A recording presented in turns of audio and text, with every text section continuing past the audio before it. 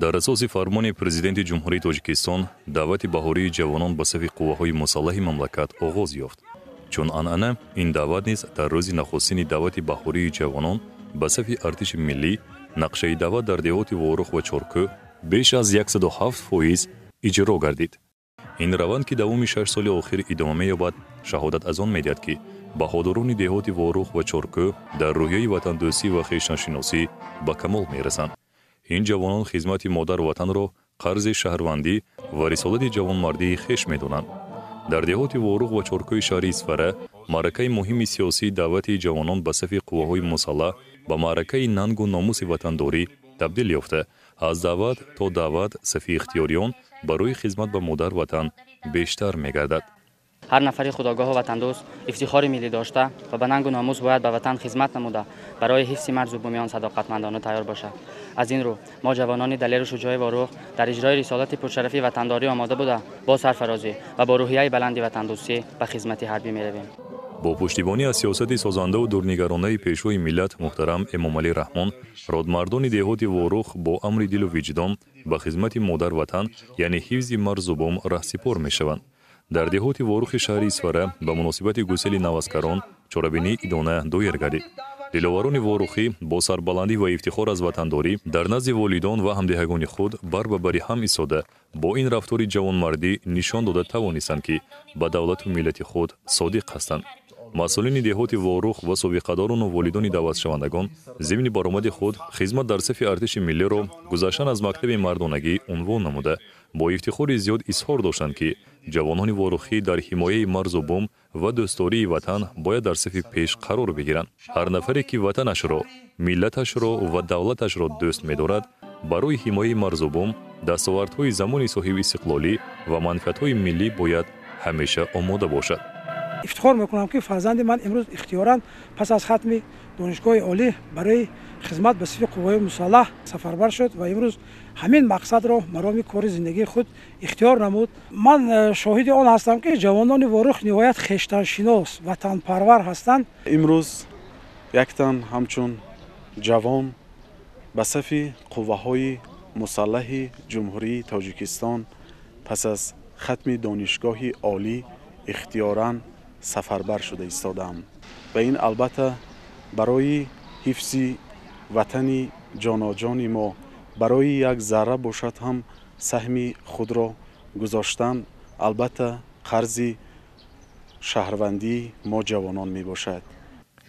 جوانان دهات وارخ در هر دعوت جوانان به صف قوه‌های مسلح مملکت از اولین ها شده در روز اول از اجرای نقشه دعوت سربلندانه می‌برآیند. سابقه‌داران جنگ و مهنت و در عموم خرد و بزرگ این گوشه دیار بهشت آسا همراه نوسکران تا دیرگاه سرور و شادمانی نمودند. با امر دل وجدان از صمیم قلب به صف قوه‌های مسلح جمهوری تاجیکستان می‌پیوندم. البته خدمت برای وطن، برای ملت، برای این دولت شرف است و آرزوی هر یک جوانمرد است که امروز خوشبختانه من به این آرزویم میرسم. البته این وطن دوستی، این وطنداری، این صاحب جمعی را به ما والدینمان آموختند. البته باعث افتخار است که امروز در جماعت دهات وارخ این دست واقعا که امروز ما جوانانی با آرزوی ناموس وطن، با آرزوی ناموس دیها، با خواهش خود از صمیم قلب به صف قوه‌های مسلح جمهوری تاجیکستان می‌پیوندیم. البته این یک شرف است برای هر یک ساکنان دهه وارخ است. من همچون شهروند شرفمند جماعت دهات وارخ باعث افتخار و سربلندی هر یک مردم این دهه میدانم که جوانان سعادتمند، جوانان غیور و با آر ناموس، جوانان وطندوست دهه با امر دل همچون رمز صداقت و این وطن عزیز و تاجیکستان جاناجان برای خدمت به صف قوه‌های مسلح جمهوری تاجیکستان می روند. در دهات چرکو به مناسبت گسیل دلاوران همایش ادانه و متنتن برگزار شد. ساکنان و والدان نوسکران سرفراز از آن بودند که جوان انعنه برادرانشان را ادامه بخشیده به خدمت مادر وطن می روند. شادی و نشادی خرد و بزرگ دهات چرکو دلالت از آن می دهد که آنها معرکه دعوت را معرکه ننگ و ناموس ватандорӣ меҳисобанд. با امر دل و وجدان در روز نخستین دعوت برای ادا نمودن قرض فرزندی خود به خدمت وطن مادر می روم. در وقتش پدر و بابایانمان وطن را حفظ کردند. امروز این سعادت نوبت ماست. جای مردان در میدان باید باشد.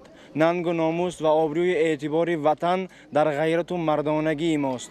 عزم و اراده، دعوت و تشبث و پند نیکی پیشوای معظم ملت شعار و راهنمای ماست. جوانان تاجیکستان بپیش. امروز ما جوانان غیور و با ناموس چارکوه باستانی در روز نخستین دعوت به صف قوه‌های مسلح جمهوری تاجیکستان حاضر گشته. آرامی و آسودگی، تنجی و امانی، آبادی جامعه، وحدت ملی به همت وطن دوستانه ما جوانان می باشد و ما جوانان صادقانه به وطن و صاف دلانه به وطن خدمت میکنیم.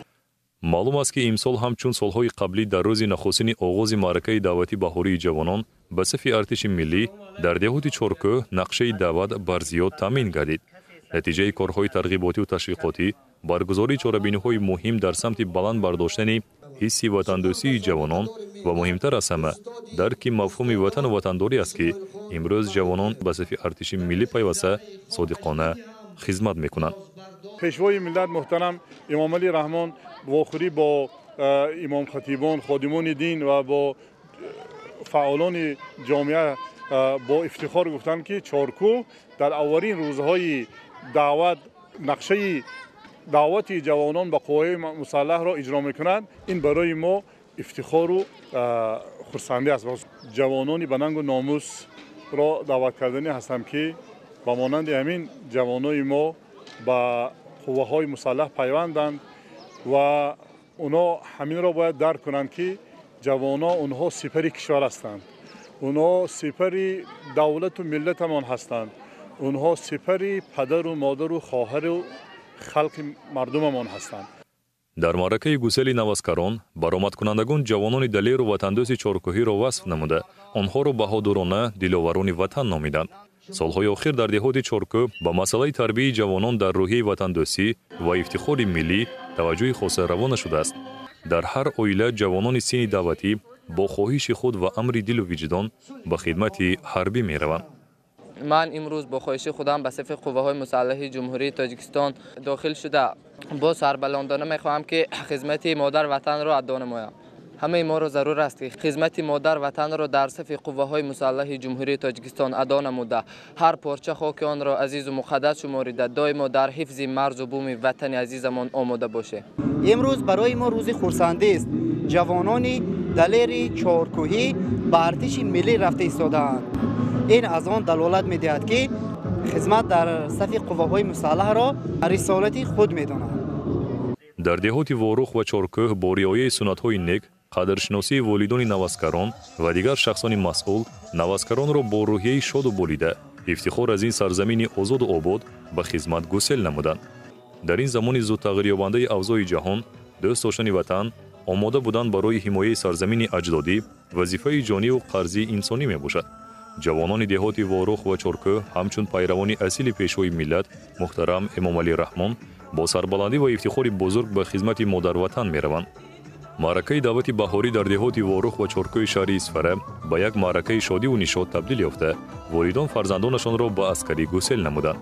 ҷавонписарони ғайру бовиқори Бадахшон ҳамчун пайравони асли пешвои миллат бо мақсади адои вазифаи ҷавонмардии худ дар ҳифзи марзу буми кишвар ва иҷрои рисолати баланди ватандӯстӣ таи 6 соли охир дар маъракаи муҳими сиёсӣ сафарбаркунии ҷавонписарон ба хизмати ватан модар фаъолона иштирок намуда нақшаи даъватро бо сифат иҷро менамоянд. чун хизмати ҳарбӣ дар сафи қувваҳои мусаллаҳи ҷумҳурии Тоҷикистон дар баробари қарзи фарзандӣ ва имонии виҷдонӣ ҳамзамон барои ҳар як ҷавонмарди бо нангу номус мактаби бузурги ҳаёт маҳсуб мешавад. ҷавонони бедордил моҳияту мафҳуми ватан модар давлату миллатро хуб дарк намуда бо мақсади омӯзиши амиқи сабақи далерию таҳамтанӣ ва садоқати бепоён нисбати давлату миллат ҳамасола дар сафи ҳомиёни истиқлол бо масъулияти баланд пайваст мегарданд. ба артиши миллии ҷумҳурии Тоҷикистон дохил шудам ва имрӯз чунон мебинем ки дар ноҳияи Дарвоз дидбонгоҳҳои хушрӯй ва зебо шудагианд ва то ҳол давом дорад ва мо ҷавонони ноҳияи Дарвоз қарзи фарзандии худро мехоҳем адо кунем. ارتش ملی به یگان زمینه میراثی مادی و تکنیکی محض در زمان صاحب استقلالی مملکت تشکیل گردید و از امتحان سخت و سنگین تاریخ در ظرف 33 سال اخیر با موفقیت گذشت و امروز به یک نهاد قدرتمند و حمایتگر مرز و بوم میهن تبدیل یافت. امروزها نظامیان قادرند که امنیت دولت و ملت و حفظ مرز و بوم کشور را با سربلندی حمایت نمایند، زیرا محض با درک حقیقت بسیاری از جوانان قوی اراده و خودآگاه ولایت مختار کوهستان بدخشان اختیاراً به صف حامیان وطن پیوست شده در حفظ مرز و بوم این دیار نازنین سهم بارز می‌گذارند. امروز من یگانه پسرم را به صف قوای مسلح گسیل می‌نمایم. بگذار فرزندان ما خرج مادر وطن را صمیمانه اجرا نمایند. مراتبه 11 است که یکی از اولین ها شده نقشه دعوت بهاری و تیرماهی به صف قواهای مسلح در یک روز 100% اجرا می شود. چون این اقدام نیک از نتیجه بلند خودشناسی و خودآگاهی و وطن دوستی و وطن پرستی دلیر و شجاع و با ننگ و ناموس بودن جوانان تاجیکستان زیجان شیرین ترم، تاجیکستانی جوان و دلبرم، مثل طفل دوست می دارم تو را، از تو آید بوی شیری مادرم. همساله تعداد زیاد جوانان به کمیسریات‌های حربی شهر و ناحیه‌های ولایت مختار کوهستان بدخشان حاضر شده آمادگی خود را برای شامل گردیدن به صف نیروهای مسلح کشور به خاطر حفظ هر یک پارچه خاک پاک مقدس این سرزمین نشان می‌دهند. نزد خودم مقصد گذاشتم که قرض جوانمردی خود را در نزد مادر وطن ادا کنم. خدمت برای هر یک جوان مکتب مردانگی است. جوانان ولایت مختار کوهستان بدخشان در صف‌های نظامیان در همه دور و زمان سربلندانه خدمت مادر وطن را اجرا نموده با متانت و قوی ارادگی خود ثابت می‌نمایند که در برابر جوانان دیگر شهر و ناحیه‌های جمهوری آنها نیز قادر هستند در حفظ مرز و بوم دیار سهم گذارند. به این خاطر در مرکز مأموری ولایت مختار کوهستان بدخشان شهر خارو با مقصد در سطح بلند سیاسی و فرهنگی و رعایت رسم و آیین‌های مردمی گسیل نمودن نوسکران به صف حامیان میهن با برگزار گردیدن راهپیمایی کارمندان اداره و مؤسسه‌ها و سابقه‌داران و جوانان، زنان و بانوان، استادان و شاگردان مؤسسه‌های تعلیمی از میدان اسماعیل سامانی تا باغ فرهنگ و فراغتی چهارباغ شهر خاروق با هشیار آویزه‌های وطنداری توسط خیابان مرکزی شیرینشاه شاه تیمور دایر گردید. جمع‌آمد روز دعوت شونده دلیران بدخشان با شادی و فرح تبدیل گردیده خرسندی خرد و بزرگ به مشاهده می‌رسید. ولایت مختار کوهستان بدخشان چون انا نقشه دعوت را در روز اول پر اجرا نمود و امروز در فضای بسیار هم ایدانه با اشتراک خرد و بزرگ ما نوسکران را به صف قوای مسلح کشور گسیل نموده ایستادیم. سابقه‌داران جنگ و مهنت و والدین جوانان وطن دوست دیار با شعار و آویزه‌های وصف کننده مقدسات و گرامی داشتن ارزش‌های نیک انسانی صداقت به این خاک و به این سرزمین اشتراک کردند. در اصل قواهای مسلح جمهوری تاجیکستان یکی از رکن‌های واقعاً بنیادی و مهمترین دولت و سپری با اعتماد وطنمان میباشد.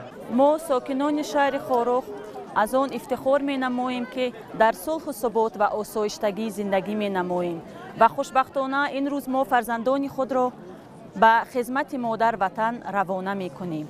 من افتخار دارم که فرزند من به صف قوای مسلح داخل می شود. حکومت جمهوری تاجیکستان جهت باز هم بلند برداشتن سویه کسبی و فراهم آوردن شرایط سطح بلند برای سربازان و افسران جانسار دولت پیوسته تدبیرها می اندیشد. ما جوانان شهر خاروق با سیاست سازنده پیشوای ملت محترم امام علی رحمان صادقیم امروز چون جوانان دیگر بدخشان آماده هستیم که قرض خود را در نزد مادر ادا کنیم. ساخته به استفاده دادن بناهای استقامتی و صدها دیدبانگاه‌های معاصری با تمام شرایط سطح بلند جوابگو، تحکیم بخشیدن پایگاه مادی و تکنیکی جزو تام‌های قواهای مسلح کشور در شهر و ناحیه‌های جمهوری با نوترین تکنیکای حربی از قبیل این چاره‌جویی‌های بی‌نظیر سرفرمانده عالی قواهای مسلح کشور گنرال ارتش محترم امام علی رحمان میباشد که پیوسته به مشاهده میرسد. برای نسل جوان مهمترین مکتب تربیت و آب و تاب بدن این خدمت در صف ارتش ملی است. زیر ثبات و آرامی کشور و حمایت مرز و بوم سرزمین اجدادی از جوانان چالاک و هوشیار در زمان زود تغییر یابنده جهان وابستگی ناگسستنی دارد. امروز با امر دل جوانان روشن زمین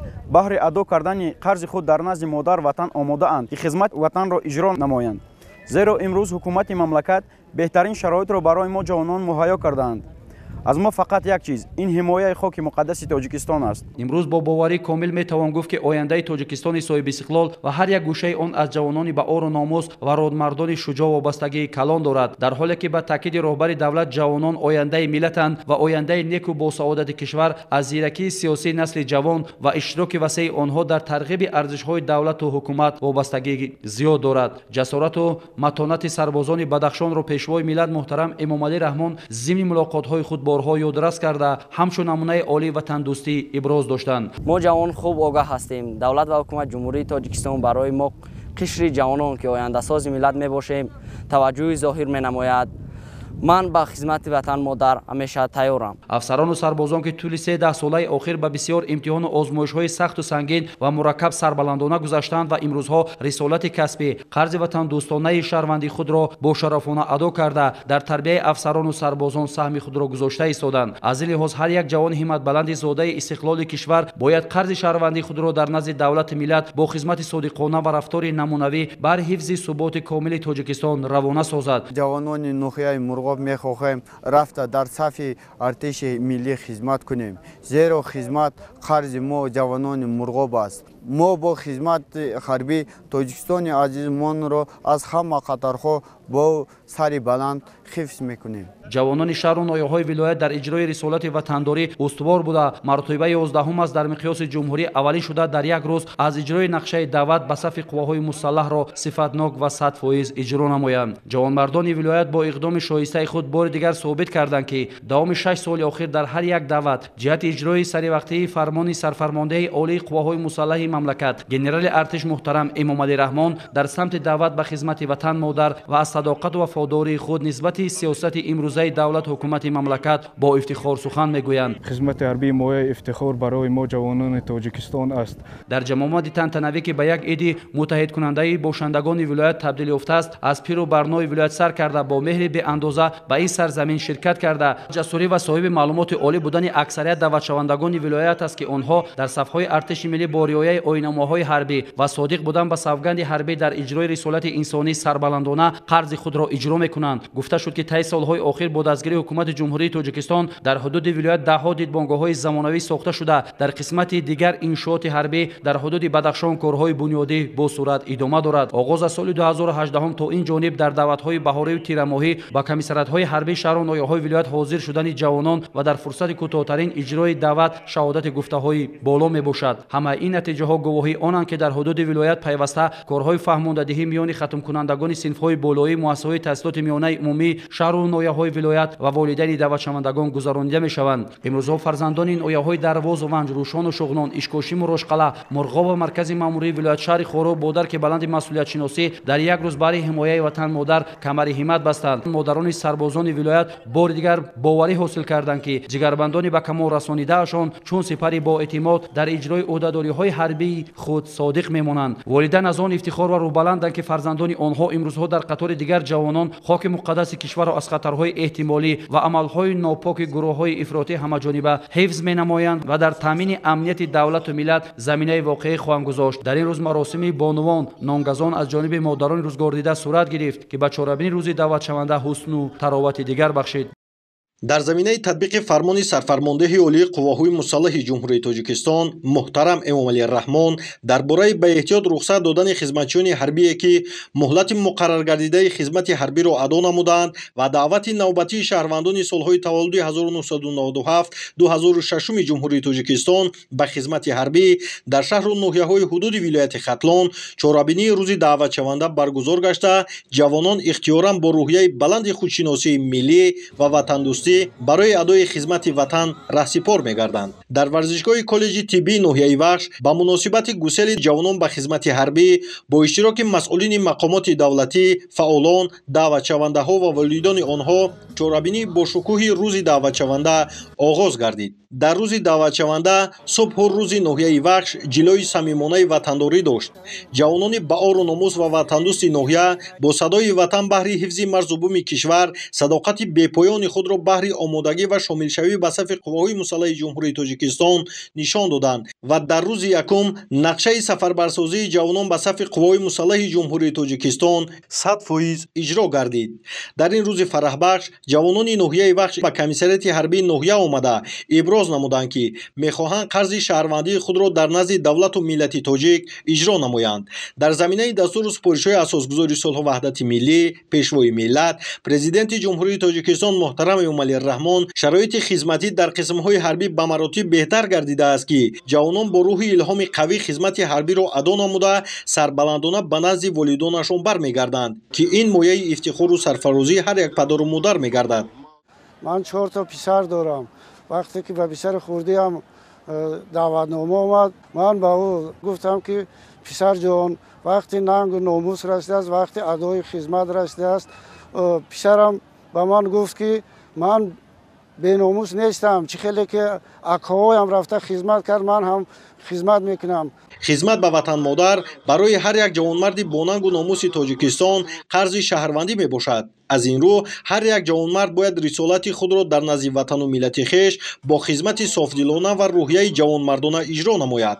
یکی از رکنهای اساسی دولتداری تحکیم استقلالیت و وحدت ملی، صلح و ثبات و عامل پیشرفت و شکوفایی و سازندگی و بنیادکاری این موجودیت قواهای مسلح ارزیابی می‌گردد. امروزها با افتخار گفته می‌توانیم که قواهای مسلح جمهوری تاجیکستان به طلبات زمان جوابگو بوده، نه تنها در داخل مملکت بلکه بیرون از آن نیز نفوذ و موقع خاصه کسب نموده است. این گواهی از عزم و اراده قوی جوانان با ننگ و عار و وطندوست میباشد که بهر حفظ وطن همیشه آماده هستند. خدمت حربی به هر یک جوانمرد همچون مکتب جسارت و متانت، دوستی و رفاقت و خودآگاهی و میهنپرستی خدمت میکند.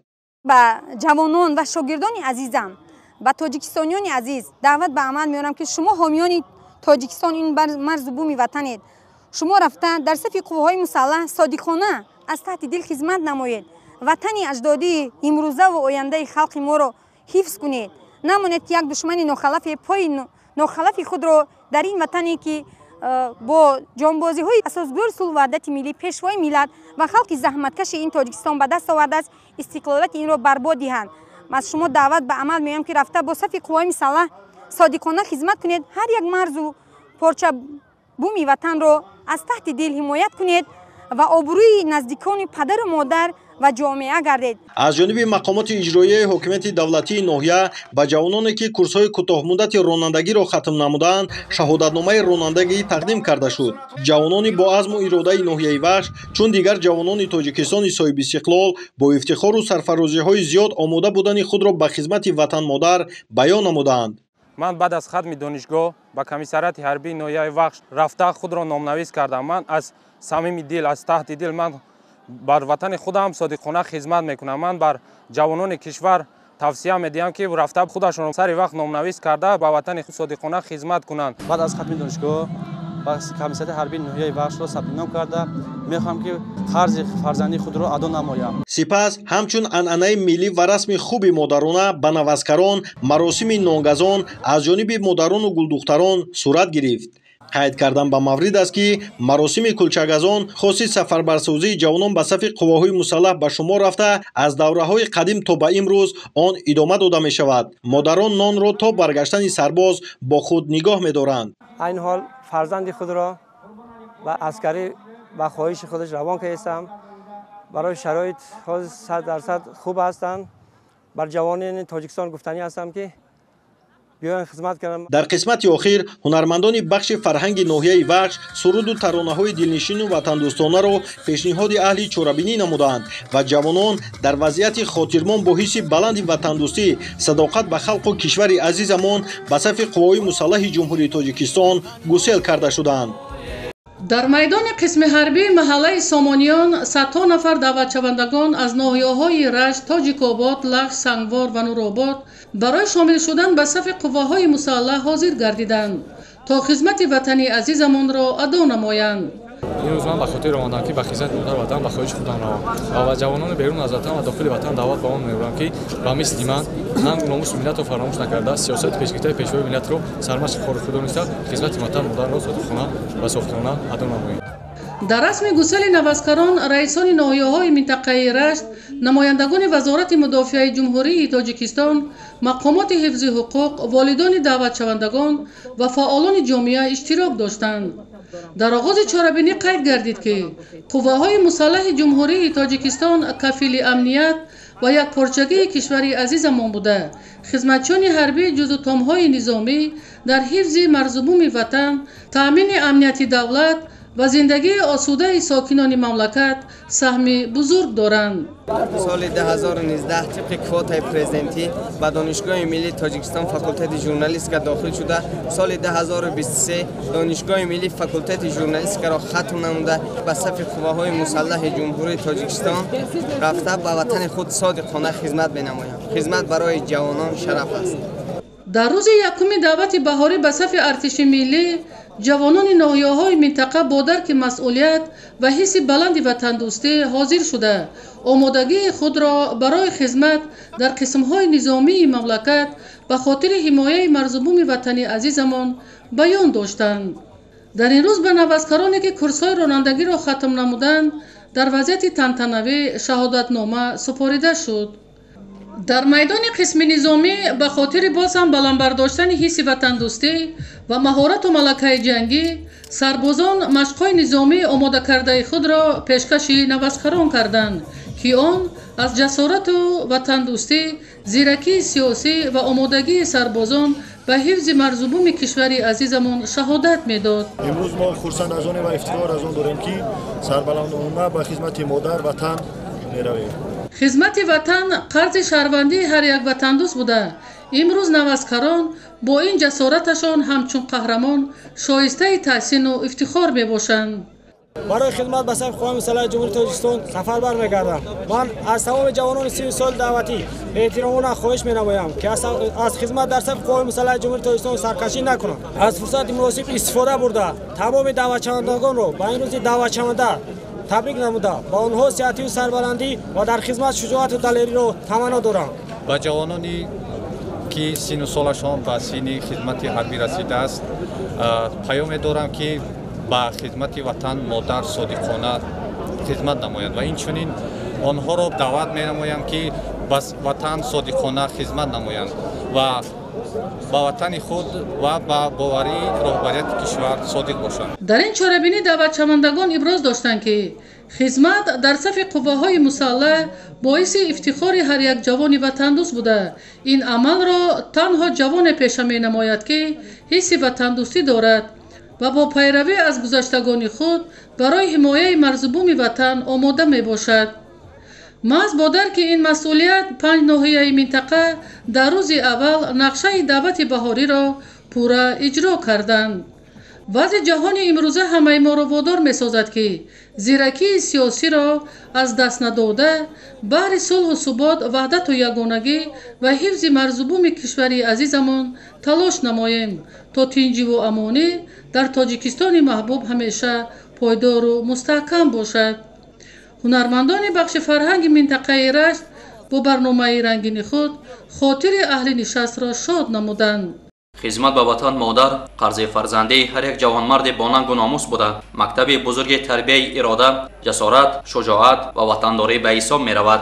خدمت در صف ارتش ملی یعنی حمایت منفعت‌های دولت و ملت و خلق تاجیکستان می باشد. با درک این معنی شماره زیاد جوانمردان با ننگ و ناموس و قوی اراده و اصیل ناحیه فرخار در روز نخستین دعوت نوبتی بهاری به طور اختیاری به کمیسریت حربی ناحیه حاضر شده از آن نمودند که قرض شهروندی و جوانمردی خود را سر بلندانند ادا نمایند. نخست نودواتشاندگان را طبیبان به طور شفاف و دقیق از کمیسیه طبی گذراندند، زیرا عسکران باید از جهت روحی و جسمانی سالم باشند تا توانند این سرزمین بی اشتهاسا را از هر گونه خطرها حفظ نمایند. در رفت کمیسیه طبی سردار کمیسریت حربی ناحیه فرخار با نودواتشاندگان صحبت نمودند، با آنها جهت این اقدام پیش گرفتهشان مینداری بیان نموده درج نمود که هر جوان باید اندیشه و درک نماید که ناموس وطنداری از حفظ وطن مادر آغاز میگردد. پس از آن که به من دعوتنامه حربی پیشنهاد کردند، من در شهر مسکو قرار داشتم و به وطن بازگشته به کمیسریت حربی ناحیه فرخار